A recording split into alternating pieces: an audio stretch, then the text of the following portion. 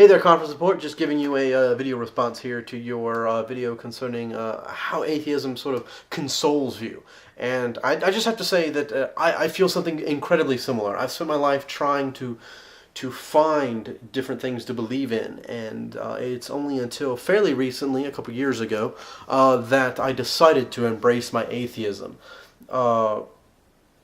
And I use that kind of lightly, obviously. Embracing my atheism means more of I've ended the pursuit of trying to find some sort of divinity within my life when all the evidence points to, a lack of such a divine intervention within my personal life. But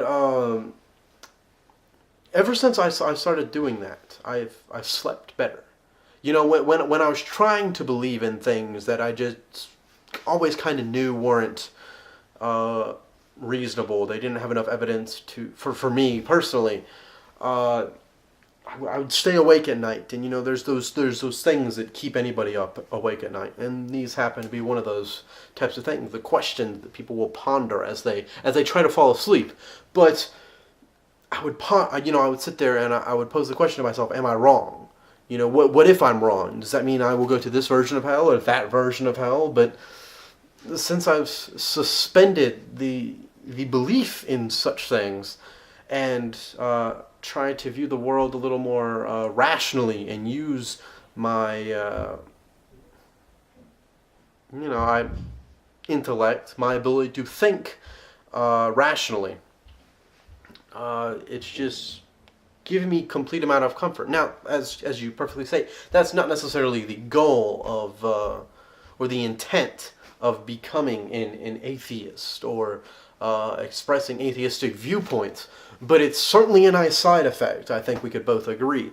But I do want to point out that there's a lot of similarity between this consolation effect and something you talk about in another video of yours that you made today, where you talk about atheism as a gateway thought or a gateway philosophy, but not, it's and how it's not one of those. I apologize for phrasing that badly. I was thinking of the video title, which is atheism as a gateway thought (parentheses not) or something very similar to that.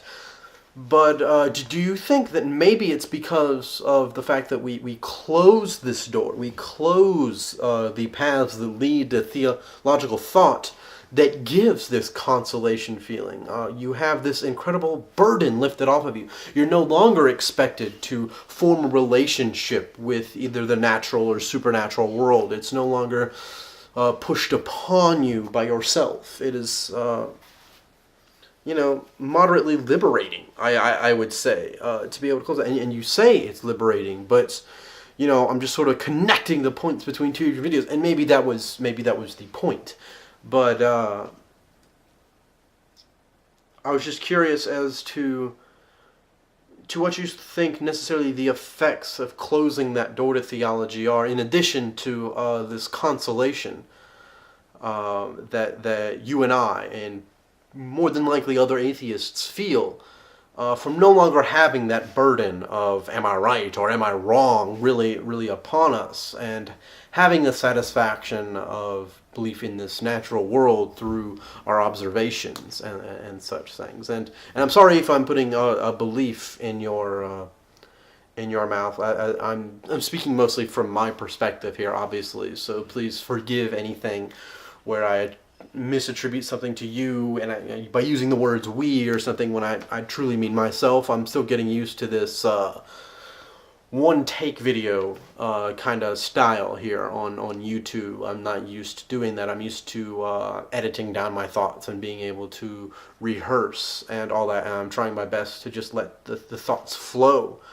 But if it wasn't obvious, I have the ability to just kind of diverge, and I mean, talking about my diverging is a divergence within itself. So I think I'm going to just end this video here and pose that question for you and let you know that you are definitely not alone in the fact that atheism brings you consolation.